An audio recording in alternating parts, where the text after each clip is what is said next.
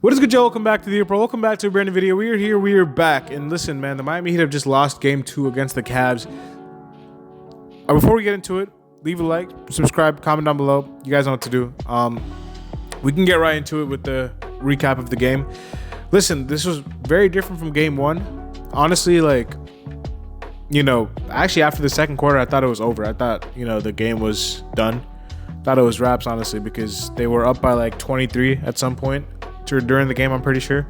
And yeah, I just thought that, the series is just completely dusted. Like, we have absolutely no chance, and I'm just completely pissed off. But after the third quarter started, we slowly started chipping away, and we made it to 2-point game, and we fought. I mean, the Heat fought. They lost, but they fought really hard, bro. They really, really fought. Like, they came back within 2 from a 23-point deficit, and they were amazing, in that third quarter and fourth quarter.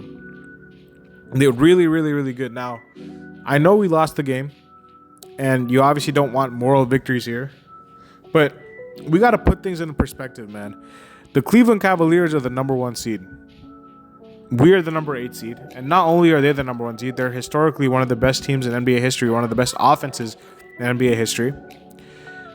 I don't think that any realistic person would have had us winning this series, let alone us taking like 2 games from this team. I think everyone can agree that their talent is far superior than ours. I think we can all agree that they have, a lot more talent than we do on paper. I think their roster is significantly better than ours. So we were up against all that. Not only, if we put the rosters aside, if we put the seedings aside, if we put who the 2 teams are aside, the Cavs shot 49% from 3 tonight. Mitchell had 30, Garland had 20, Mobley had 20, Strus had 14, Hunter had 12. In the second quarter, it seemed like they were making every shot they took. They shot more free throws than we did. They turned the ball over less than we did. They made a lot more threes than we did. They had 49% shooting. And we still were in the game. I feel like you got to take something positive from this. I know it wasn't a win, but I'm proud of this team. Let me just say that. Like, I know people are going to be like, oh, it's a losing mentality. But, bro, please don't tell me y'all sat up here and expected the Heat to win the series, because I certainly did not. So for me, all I wanted in this series, even though I didn't think the Heat would win the series, all I wanted was the Heat to be competitive. And damn it, they were tonight. They were definitely competitive tonight. And you got to tip your hat off to them for that, because they made it a dogfight. They made it a game. They fought. They came back. It looked like it was about to be done and dusted, and they came back. So for that, I can tip my cap off to Spoelstra and the squad, because I feel like they fought really hard, and that deserves some props, especially when you're an underdog team. You're one of the 8 seeds. You're heavily favored against. So yeah, I mean, for that specifically, I will say, like, please don't go too hard on these guys, because they fought really hard. You know what I'm saying? Like, it was a hard fought performance, man. It was really close. So please, I will say that we can take some positives from this. Like, I don't want anybody to be like, oh, I'm like punching a wall right now. Like, we weren't expected to win the series, bro. So like, any competitive game is a good result, morally for fans, and it should be. Now, coming to the second elephant in the room, which is Nikola Jovic. I'm seeing a lot of people online just bashing Nikola Jovic, saying he's the reason we lost this game. I'm sorry, did we watch the same game over here? Did we watch the same game? Anybody who is saying Nikola Jovic is to blame for this loss does not know basketball. I am sorry. First of all, let's just go back to last game when Kyle Anderson was getting minutes. When Alec Burks was getting minutes, people were like, where's Nico? Nico didn't play. We wanted to see Nico. Nico plays tonight. So we should at least be satisfied that he got minutes, because last game we were calling out for him to get minutes and he didn't get minutes. Tonight, Spoelstra gives him minutes. and people are still mad. Second, the guy is coming off of a hand injury where he fractured his hand and he was out for months, for 2 months, at least 1 or 2 months. He comes back. It's his first action back since he's, fractured that hand. So clearly there's going to be rust. But despite that, I'm not making excuses for him because he actually played well. Until that, I know he had some bad decisions. Yes, I'm not absolving the decisions he made down the stretch. But if anybody watched that game, you will see that the run that we made was with this guy on the floor. He led the Miami Heat in plus minus tonight. In 25 minutes of action, he led the team in plus minus. He was one of 3 players who had a positive plus minus in this game. So he was one of the most impactful players for this team in getting this lead whittled down from 23-2. Not only that, he had 8 rebounds, which was second highest on the team in his 25 minutes as well. And most of those rebounds were offensive, which means all those threes we hit and all those shots we hit off of those offensive rebounds, those were his rebounds. That Davion Mitchell 3-point shot that cut it to 4, that was off of Nikola Jovic's chasing down of that ball. So I know the decision making down the stretch was unexcusable. I cannot absolve him for that. But I'm tired of people saying, "Oh, it's his fault. It's his fault. It's his fault." People will say it's his fault because he missed the 2 threes in the corner, and because he made some bonehead decisions with the turnover that he tried to force when he tried to pass it to Bam, and the shot he took at the top of the key with 20 seconds on the clock where he was 4 or 5 steps behind the three-point line. Okay? Those shots that shot he took behind the top of the key, that was not a good shot. I think we know that. He knows that. Everyone should know that. That was a terrible shot by him. And that pass to Bam, he tried to force it. It was a turnover. And I believe they scored off of that down the stretch. But the 2 missed threes in the corner were wide open, and they were very good looks. Like, if he makes those shots, no one's even thinking about that turnover, and no one's even thinking about that top of the key 3. Because if that is the reason that you're blaming Nikola Jovic because he had a turnover and he shot an air ball at the top of the key, then I can point out to numerous plays made by other people tonight that, we can blame people for as well.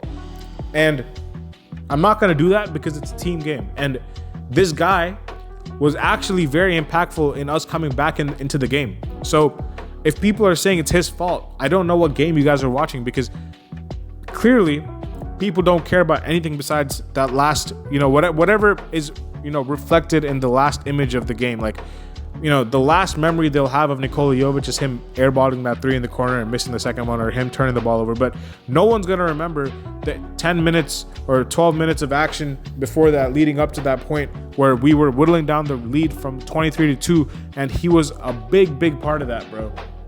Huge part of that.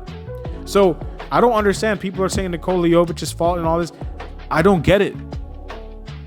And all that being said, like I said before, this is his first game back from a broken hand injury, bro.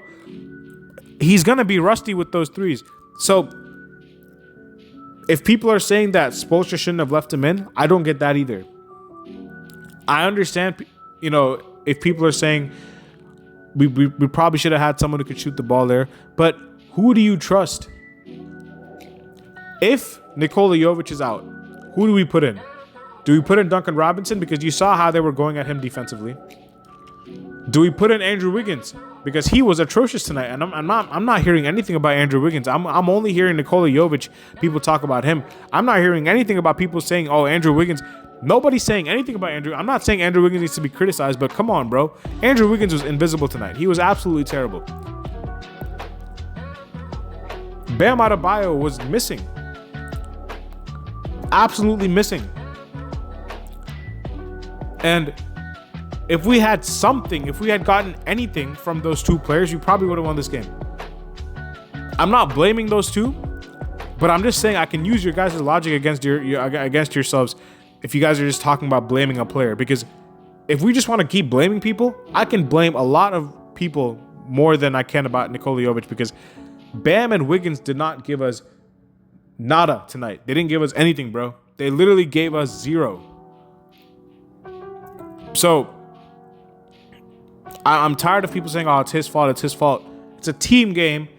I feel like everyone had their moments where they had bonehead plays. Even Hero in the second quarter, I know he had a great game tonight, dribbling off of his feet, turning the ball over, leading to fast break points.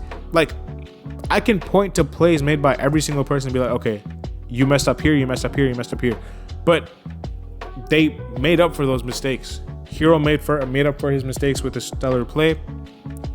Even though Jovic's play was before his mistakes, I still feel like his play to cut the lead down from 23-2 is more impactful than that turnover he had or their top of the key 3 he missed, in my opinion.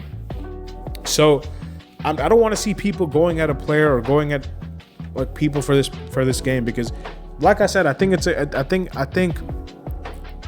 think it's a bad. Obviously, it's a bad result. We lost the game, but I don't think it's the end of the world. I don't think it's to the point where we have to like start yelling at people, because first of all, we were not favored anyway. Second of all, we were on the road. We were down by 23. The Cavs were shooting the lights out the ball.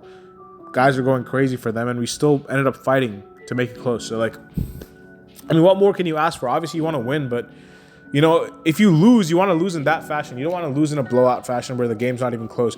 You want to fight, and we fought. Okay, so Game 3, we'll figure out what happens. It's in Miami. I feel like they kind of figured some stuff out in this game. The Heat did, which they can take to Game 3. Hopefully, in Game 3, we can see some adjustments, because, you know, I thought the game plan was fine tonight by Spo, but I think he can do more. I actually didn't mind the zone tonight. I don't know why we didn't run it more, especially with Donovan cooking, but I think denying the switch is very important, because they're going to try to hunt Tyler Hero. And number 2, I do think we have to do the same thing on the other side. Darius Garland, we have to put him in every pick and roll. Every pick and roll. Darius Garland needs to be in every action. And whenever guys like Isaac Okoro, DeAndre Hunter, whenever these guys are on the floor, you need to have Bam Adebayo on them, or whoever. You need to have somebody on them who will be able to roam and help. Unless Bam is playing center. If Bam is playing center, you have Nico or someone else. Just if you're going to help off of someone, it has to be those two, because those two are the two guys in their lineup, in their team, that I'm like, listen, I don't really trust to consistently make shots from that corner 3-point shot, especially Okoro. If Okoro's in the game, I'm taking advantage of that. If I'm Miami next game, I'm helping off of him every single time. So a couple of things that I will say we can take into next game. I didn't think the rotation was bad. I thought Haywood Highsmith tonight was excellent. So hopefully we can get that same production against them in Miami. But we'll see what happens, man. I mean, tough loss, obviously, but I can't be, you know, mad at the team. I thought they fought really hard, so props to them. Hopefully they get their rest, and yeah, see y'all back in Miami.